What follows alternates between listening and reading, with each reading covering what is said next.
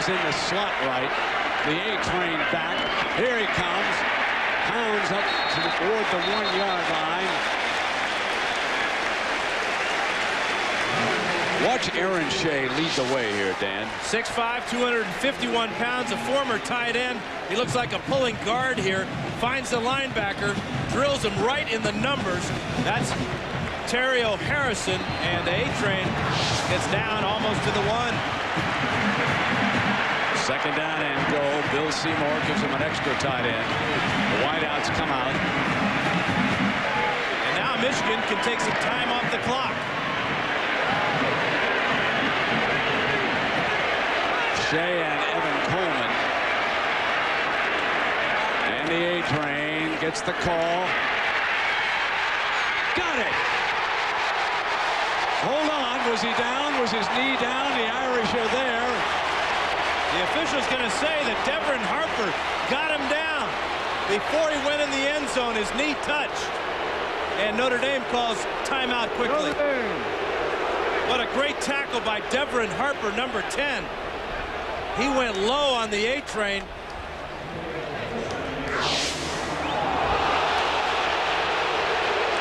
Check it out. The fans don't like it. But that left knee just seemed to brush the grass. Are you sure? Well, I hope to be after I see this picture. Watch the left knee. Oh, man, you know, this grass is 1.5 inches long. Maybe it's grown a little in the last couple of minutes. Tough call. Timeout. Eagle 1, 8 is. A-train.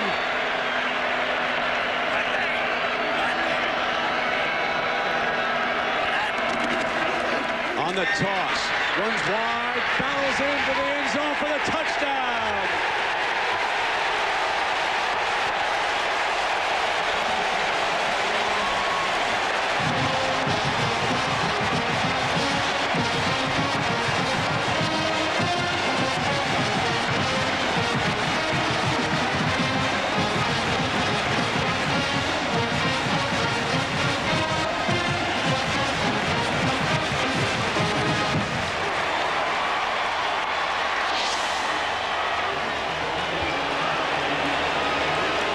The big A-train's going to run over the linebacker, Anthony Denman, from 1 yard out. And Del Verne hammers in the extra point. The Irish are left with 1:38. They trail it by 4. Field goal won't help Davy. Nothing's ever easy when it's Notre Dame and Michigan.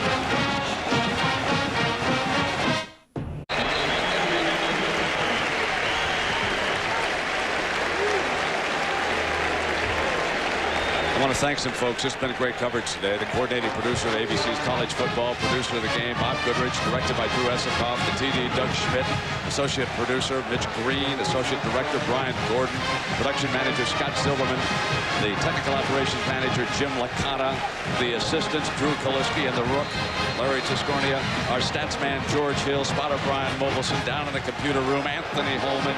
College Football Today, produced by Charles Copland, directed by Calvin Haywood. Great job as we have a full Saturday on ABC. 1:38 to go now. First down for the Irish. Shotgun.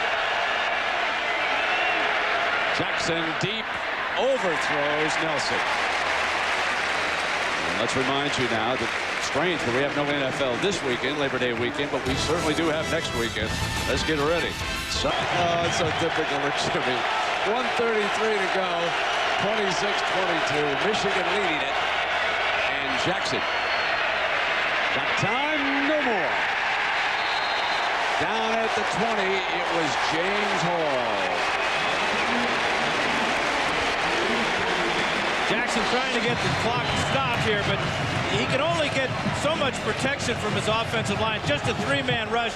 That means he's looking at 8 defensive backs and linebackers in the secondary. And there's not one white shirt that's not covered by a maize and blue uniform.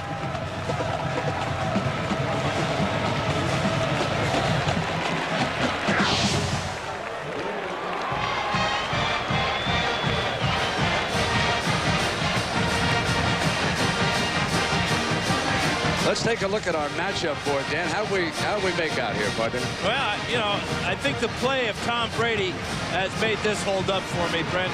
On defense, Michigan has been able to get great effort from their secondary, and I think it's really going to show off there.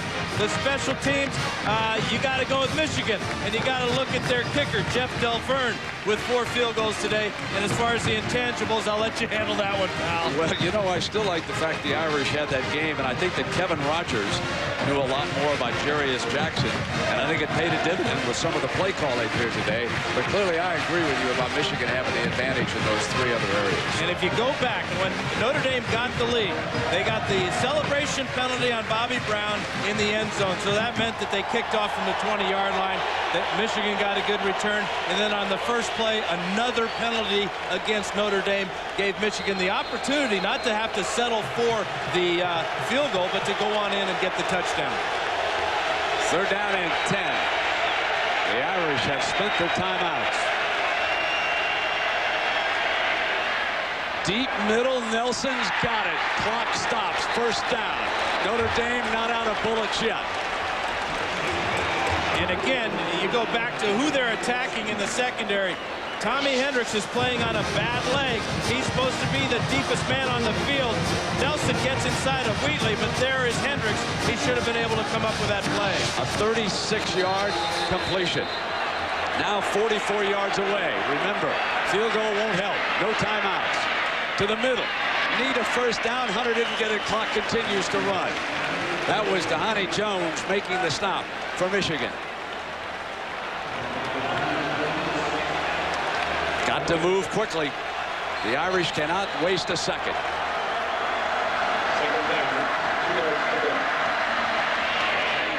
Got the 1st down. Once he goes down, clock stops at the 21-yard line. 41 seconds. Jackson driving the Irish. And he's going with his best receiver, Rakai Nelson, who's emerging as a big playmaker. Givens and Nelson, the wideouts. In trouble, throws it out of bounds. 2nd down. Good pressure by James Hall, and good recognition in the secondary by Michigan. They saw that that was going to be a screen pass. They covered it well, and Jackson did the smart thing, throwing it away. He's in range now to put the ball in the end zone. Remember, Bobby Brown goes 6'2". Nelson is about 5'11", so they can get up and get some of these jump balls, if you will.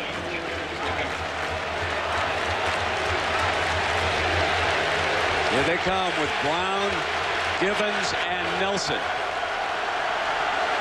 Fisher, the running back, to block. In trouble. And down at the 31-yard line. No timeouts. The clock ticking away. Jones with a huge play defensively.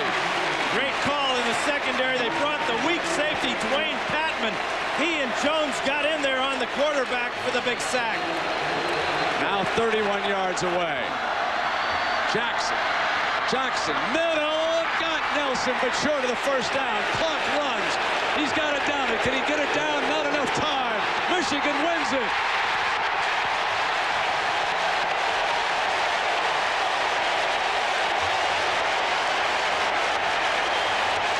Oh, for one more timeout, the Fighting Irish are saying right here.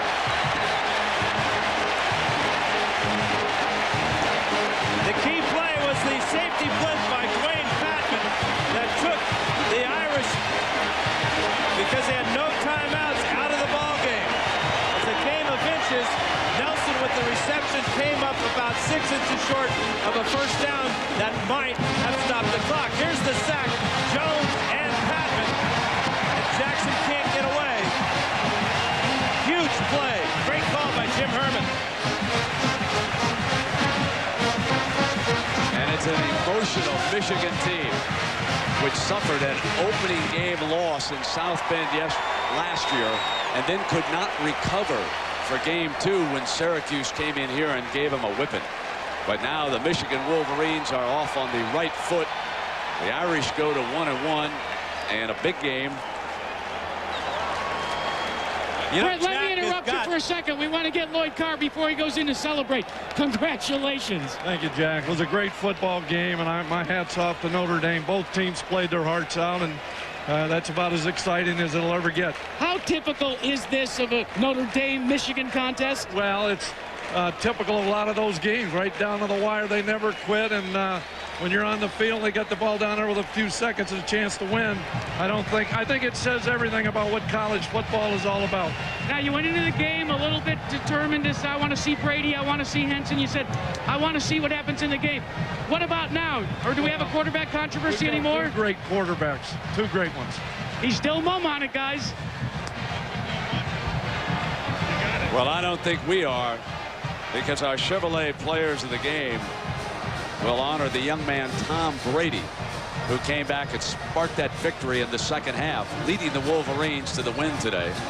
Jarius Jackson standing tall for Notre Dame, and a $1,000 contribution to each university's general scholarship fund. And don't forget now, Chevrolet also donates $1,000 to a couple of high schools for Jackson and Brady.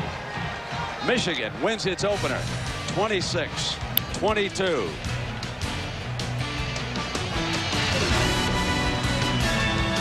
The blimp provided by Goodyear.